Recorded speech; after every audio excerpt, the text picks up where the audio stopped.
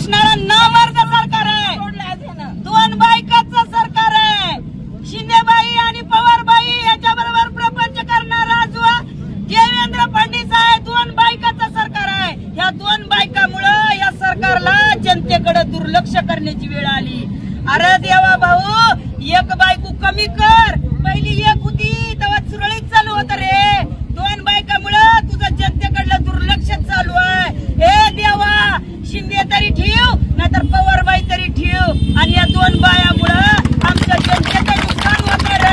हे देवा, तू आम्हाला लाडकी बहीण म्हणला होता ना, तर लाडक्या बहिणीचं कुकू पुसायला लागला रे तू, लाडक्या बहिणीची लेकरं मारायला रे तू, लाडक्या बहिणीचं सगळ्या संसाराचा सत्यानाश करायला रे तू आम्हाला लाडकी बहीण म्हणून आमच्याकडनं एक वेळा जरी तू मतदान लाटला असशील ना देवा, एका साडीवर बाई म्हातारी होत नाही. तू आमच्याकडनं आम्हाला म्हणलं ना लाडक्या बहिणी निवडून दिला, लाडक्या बहिणीने निवडून दिला ना. अरे पुढच्या पंचवार्षिक मध्ये तुझाच गणपती करायला ह्या लाडक्या बहिणी पुढे येतात का नाही बघत राहा. सांग नाही तुला, लाडकी बहीण तुझा गणपती केल्याशिवाय राहत नाही. लाडक्या बहिणीच्या नावाखाली तू निवडून आला म्हणतो रे, तू लाडक्या बहिणी निवडून आला नाही. ईव्हीएम मध्ये घोटाळा केला रे रुमण्या, तू रुमण्या ईव्हीएम मध्ये घोटाळा केला, पण लाडक्या बहिणी पुढे केल्या. सख्या भावाला बहीण बहीण म्हणायला गेली, आणि तू कोण कुठला रे? तू कोण कुठला? तिकडे बाई मोठ्या मोठ्यानं टेजवर बोंबलती, तू इकडे बोंबलतो. इकडे ये की कृषी मंत्री रमी पियाव यार, कृषी मंत्री शेतकऱ्याविषयी धोरण चालू आहे, विधानसभेमध्ये चर्चा चालू आहे, आणि ही कृषी मंत्री रमी खेळत आहे. वरनं ती मायका लाल म्हणताय की मी ते काय काय काय काय करत होतो, माझं काय चुकलं. अरे लाज लाव्या, पत्त्यावर पत्ते टाकत होता, आणि सगळ्या महाराष्ट्राला माहित आहे.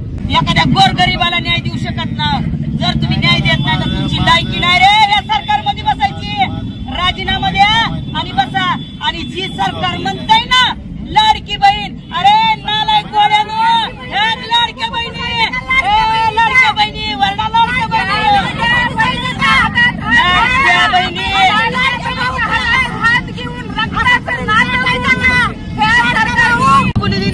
तुझं सरकार बिकारी आहे. पण तुझ्या सरकाराचं जेवढं बी कर्ज आहे ना, आमची शेतकरी बांधव फेडतो म्हणते.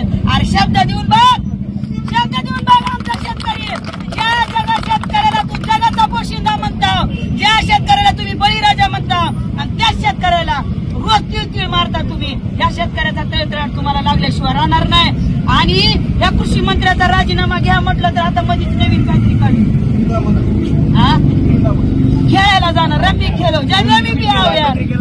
मग आता त्याची जी लायकी आहे, रमी खेळत होता, आता त्याला क्रीडाच मंत्री केलं. आता त्यानं त्याची जी आहे ना, म्हणजे त्यांना ती सोडायचं नाही, त्यांच्या एकमेकाच्या